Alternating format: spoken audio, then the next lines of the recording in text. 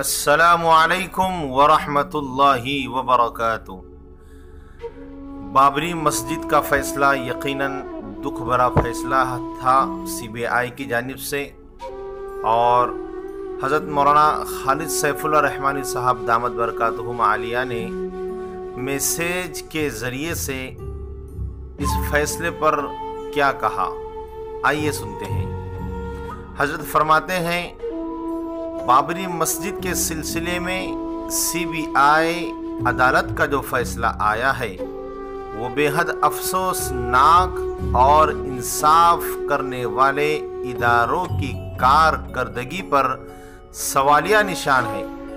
بابری مسجد کی شہادت کا واقعہ رات کی تاریکی میں نہیں، بابری مسجد کی شہادت کا واقعہ رات کی تاریکی میں نہیں بلکہ دوپہر کے اجالے میں پیش آیا تھا، بقول حضرت مولانا خالد سیف اللہ صاحب رحمانی۔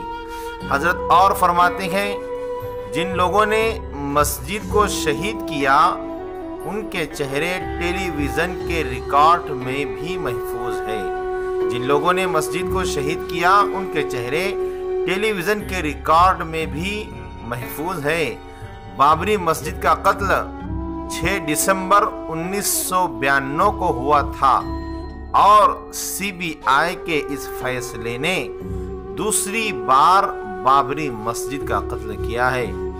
اب حکومت اور خود CBI کا فریضہ ہے کہ وہ اس فیصلے کے خلاف اعلیٰ عدالت میں اپیل دائر کرے۔ بقول حضرت مولانا خالد سیف اللہ صاحب رحمانی، یہ میسیج حضرت مولانا خالد سیف اللہ صاحب رحمانی دامت برکاتہم کی جانب سے تھے جو آپ سن رہے تھے۔ اب اسی پس منظر میں چند اشعار ذہن میں آئے ہیں، سماعت کیجئے۔ قاتل کی یہ دلیل منصف نے مان لی، قاتل کی یہ دلیل منصف نے مان لی، مقتول خود گرا تھا خنجر کے سامنے۔ انصاف ظالموں کی حمایت میں جائے گا، انصاف ظالموں کی حمایت میں جائے گا، یہ حال ہے تو کون عدالت میں جائے گا۔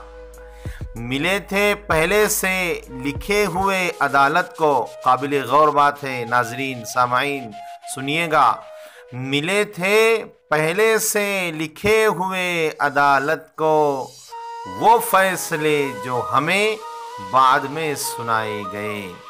اسی طرح مرحوم راحت اندوری صاحب کا بھی ایک اشعار ہے، میرے حجرے میں نہیں اور کہیں پر رکھ دو، آسمان لائے ہو لے آؤ زمیں پر رکھ دو، میرے حجرے میں نہیں اور کہیں پر رکھ دو، آسمان لائے ہو لے آؤ زمیں پر رکھ دو، اب کہاں ڈھونڈنے جاؤ گے ہمارے قاتل، اب کہاں ڈھونڈنے جاؤ گے ہمارے قاتل، اب تو قتل کا الزام بھی ہمیں پر رکھ دو۔ وکالت بدل گئی صحافت بدل گئی، وکالت بدل گئی صحافت بدل گئی، آئین میں لکھی ساری عبارت بدل گئی، جب ملک کر رہا تھا انصاف کا انتظار، جب ملک کر رہا تھا انصاف کا انتظار، سیاست کے ساتھ ساتھ عدالت بدل گئی۔ اب آخر میں ایک پیغام، خاموشیوں کو ظلم کی تاثیر مت سمجھ، تو میرے صبر کو میری زنجیر مت سمجھ، خاموشیوں کو ظلم کی تاثیر مت سمجھ، تو میرے صبر کو میری زنجیر مت سمجھ، ایک میں نہیں فقط میرا خدا بھی ہے یہاں، بھارت کو اپنے باپ کی جاگیر مت سمجھ، بھارت کو اپنے باپ کی جاگیر مت سمجھ۔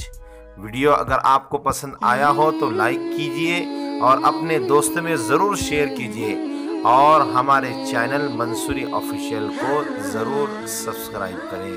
والسلام علیکم ورحمۃ اللہ